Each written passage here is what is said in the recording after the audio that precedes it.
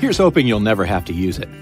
But if you do get a flat tire, knowing how to use your tire service kit repair system will get you back on the road quickly and safely. If equipped, the tire service kit is located under the load floor behind the rear seat. Remember that roadside assistance may be available. Consult the owner's information for details. If you get a flat, pull over to a safe location and turn on your hazard lights. Position the tire that needs inflating so that the valve stem is located near the ground.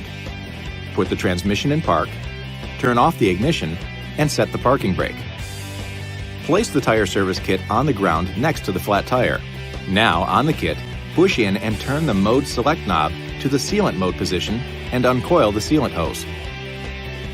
Remove the cap from the fitting at the end of the hose. Remove the valve stem cap and screw the sealant hose fitting onto the valve stem. Make sure the power button on the kit is in the off position. Uncoil the power plug on the kit and connect it to the vehicle's power outlet. Go ahead now and start the engine. Push the power button on the tire service kit, and the sealant should start flowing from the bottle through the hose and into the tire. Run the pump until the sealant stops flowing into the flat tire. The pressure may read up to 70 psi or 4.8 bar. However, it will quickly drop once the sealant bottle is empty. The pump will start to add air into the tire after the bottle is empty. Continue to fill the tire to the correct pressure indicated on the tire placard. If the tire does not inflate to 26 psi or 1.8 bar within 15 minutes, the tire is too severely damaged and will need to be replaced. Do not drive the vehicle. Once the tire has reached the correct pressure, turn the pump off. Remove the speed limit sticker reminder and place the sticker on the steering wheel.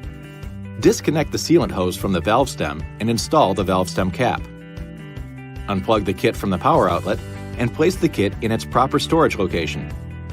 This next step is important. Drive the vehicle for 5 miles, 8 kilometers, or 10 minutes to ensure the sealant is distributed within the tire. After 5 miles, 8 kilometers, or 10 minutes, pull over again to a safe place and check the tire pressure using the tire service kit. Push in and turn the mode select knob on the kit to the air mode position. Plug the tire service kit into the power outlet and connect the air hose to the valve stem. Check the tire pressure on the gauge. If the pressure is less than 19 psi or 1.3 bar, do not drive the vehicle until the tire has been replaced. If the tire has more than 19 psi or 1.3 bar, turn the power button on and add the air necessary to return the tire pressure to the correct pressure indicated on the tire placard. If the tire becomes overinflated, push the deflation button to reduce the tire pressure to the recommended level. Disconnect the tire service kit from the valve stem and install the valve stem cap. Unplug the kit from the power outlet and place the kit in its proper storage location. Be sure to have the tire inspected and repaired as soon as possible, and inform the service advisor that the tire was sealed with the tire service kit. A quick note here, you can also use the tire service kit pump to inflate balls, air mattresses, and other inflatables. You'll find adapters in a compartment on the bottom of the unit.